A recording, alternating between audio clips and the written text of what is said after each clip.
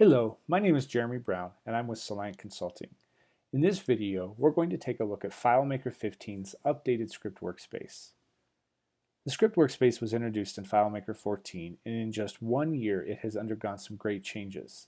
There are a lot of features that have been added. We'll take a look at the error color coding conditions, we'll look at some general tweaks that they've made, and we'll take a look at the much requested undo and redo feature. We'll look at specific enhancements for each, as well as a few things to watch out for. I'm excited about these changes. Let's get started. The first feature, error color coding conditions, allows us to find the errors in a script. Its purpose is to allow beginner developers to see the script steps that could cause errors, and for more experienced developers to be able to find the script steps easily without resorting to other tools. Now in this script I have an error, but it's not very visible. I'm going to go ahead and click on the name of the script. I'm going to right click on it and choose check for problems. What this does is it scans each line of the script and it finds the errors. There's one right there. It's highlighted the script step in a color of my choosing, and it's highlighted the parameter that is also causing the error. Notice over here in the scroll bar I see a little red indicator. That is very useful for long scripts that contain multiple errors. This is telling me the approximate location that error is in my script. So I have an error here and I can simply go and fix it. I'm going to just change it to any old field there, and you notice that the error highlighting has been removed. I don't have to worry about rescanning. The second way that we can check for problems is by importing scripts. So I'm going to go ahead and do an import. I'm going to import a script here. So I've imported 4 scripts from another solution, and you can see that it's caused 174 errors in my import summary. When I click OK, FileMaker's script workspace will open up all 4 of these scripts into separate tabs and allow me to go through and fix them. Notice that the errors are already highlighted, so it's very easy as I scan through my script to find all of the errors. And again, if you look at the scroll bar, you can see that there are red indicators throughout the scroll bars pointing me to the approximate location an error occurs. So all 4 of these have some errors, and I could go through each one of them and I can fix them. Now this error highlighting is available when I have a script workspace open. But if I were to close the script workspace and then reopen the workspace, I would find that the error highlighting has gone away. So this one, even though it's in red, it's not highlighted like it was. So I would have to check for problems again to identify those errors. And again, as soon as I fix the error, the problem goes away, the highlighting goes away.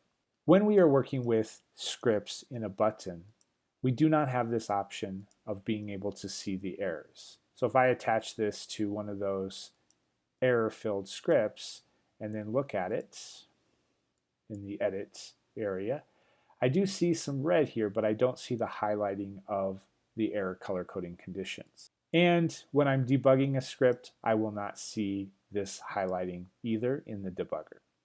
But the error color coding is very useful. Notice this calculation here is empty. It's just bringing up an empty red space here that points to an error. The second feature of FileMaker 15's updated script workspace just includes some general UI tweaks. The first one that people will find very useful is the expanded script name panel. In FileMaker 14, the panel on the Mac OS side was limited to about this size. But now in 15, we can make it as large or as small as we need to. Obviously, with 100 characters in our script name limit, we're not going to need to get that large, but it's possible. We have some other tweaks. We have a new script workspace preferences. This includes the syntax coloring that was part of FileMaker 14. Here it's in a separate tab, and we have another tab that just is some general preferences about the script workspace. And we have some simple UI changes. This button here has changed. It makes more sense in 15, the picture here, as well as the script step compatibility. The icons have been updated to better represent the kind of compatibility we are looking for at the moment. And a final small little change. If I have some favorite script steps and I click on that script step outside of the favorites, I've got a blue star here indicating it's part of my favorites. If I click on something else that's not in my favorites, the star is gray. I can click on the star to add that script step to my favorites, and as well I can unclick it to remove it from my favorite. But by far the biggest change in FileMaker 15's script workspace is the much requested undo and redo feature. This will save so much time in working with scripts. Rather than doing a bunch of stuff and then finding that you need to go back a couple steps, you don't have to revert, you don't have to try and figure out which steps you were working on, and it'll be a great time saver. The undo redo feature works as you expect. Make some changes and undo them. I'm pressing Command Z on the Mac. On the PC, I would press Control Z, or I could choose Edit, Undo, New. And of course, I can redo as well. If I press Command Shift Z, I'm redoing the changes that I made. For a script step that contains parameters such as set variable, when I click on the undo, press Command Z, the entire setting of parameters goes away. I can't just change one of them at a time. I can't undo this and this. All of the parameters go away. To get rid of the script step, I would then press Command Z again, and it goes away. Each script has its own undo and redo history. So if I were to make some changes in here, like set variable, and then I go to this script here and I make some changes here, I can go back to the first script and I can undo the changes I made here. And then of course I can go to the second script and I can undo those changes as well. As long as the script workspace is open, I have the ability to make changes using the undo and redo feature. Even if I save a script, so I've saved it, the star has gone away, I still have the ability to undo what I had done before the save, or to redo what I had done before the save. So let's get that variable script step back, see if we got it, there we go, and it's right there.